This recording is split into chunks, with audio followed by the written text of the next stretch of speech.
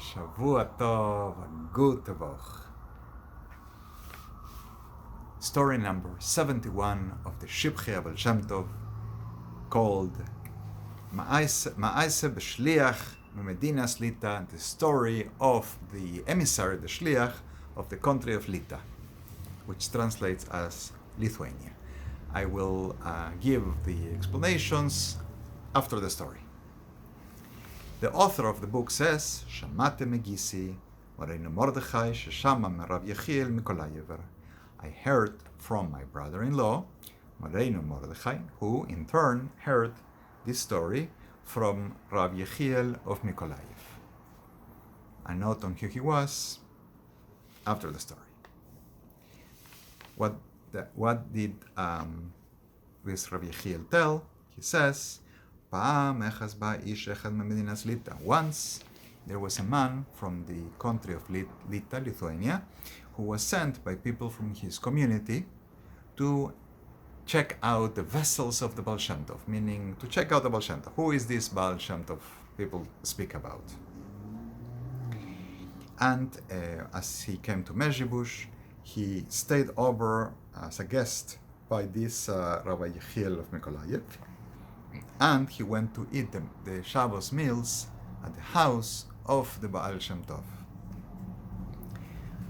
As Friday evening came, he went to the Baal Shem Tov's shul, and he heard the Baal Shem Tov pray on the services Friday night, the tefillah, the prayer of the davening of Kabbalah Shabbos, and he found such a good prayer. He was marveled. Such a holy prayer coming from the mouth of the Baal Shem Tov.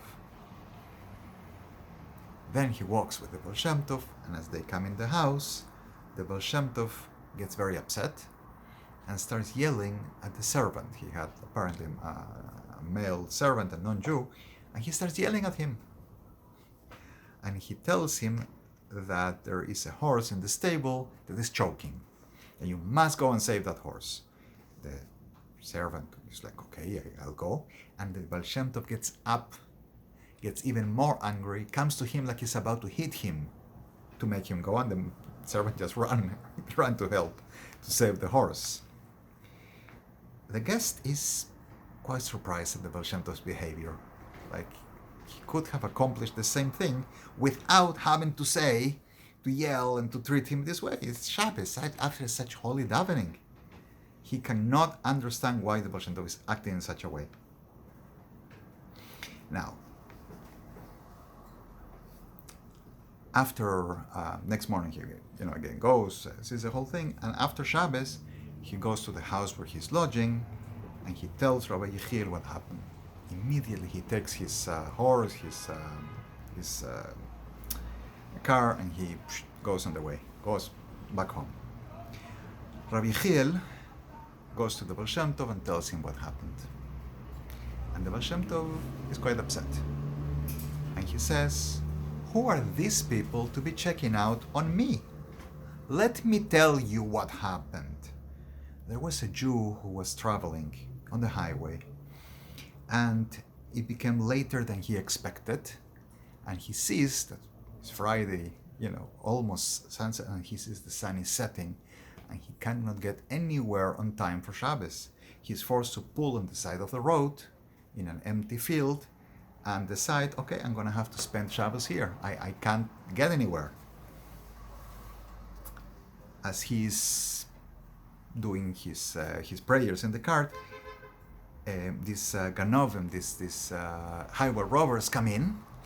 They break in, and they are threatening to hit him. They want to beat him up. They could even kill him to steal from him. Because of the grobe, the gross nature of this Jew, I couldn't connect to him, says the Baal Shem Tov, through the spiritual means, except through an animal. So I yell at my servant to make it scared, and the more scared he became of me, the more scared these highway robbers became from touching that Jew, to the point that they desisted and their idea to cause him any harm, and they actually escorted him to the nearby town so that he has a place where to stay for Shabbos. And so it happened. Baal Shem Tov was connecting spiritually to a Jew in a faraway place, in a certain situation, and of course this guest from Lita could not see what's going on. He just sees the Baal Shem Tov getting upset and he has no idea, no connection of what's going on. This Rabbi Yechiel of Nikolaev is one of the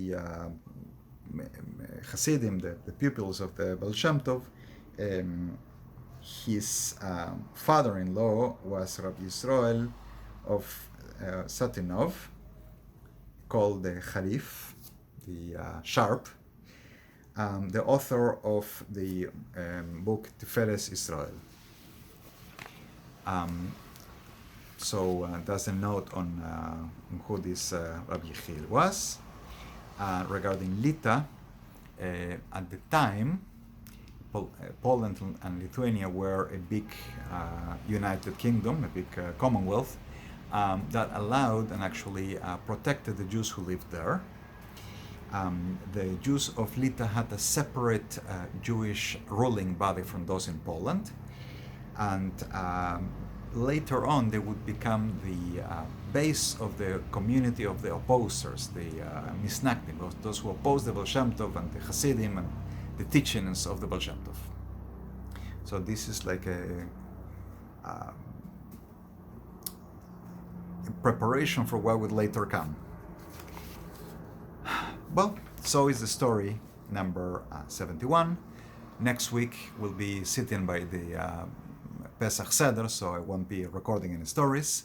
Wishing everyone a kosher and freilichen Pesach, a chag kasher v'sameach, a happy and kosher Pesach, and I'll be back, B'ezras Hashem, God willing, 2 weeks from now. Shavua Tov, a gute Woche.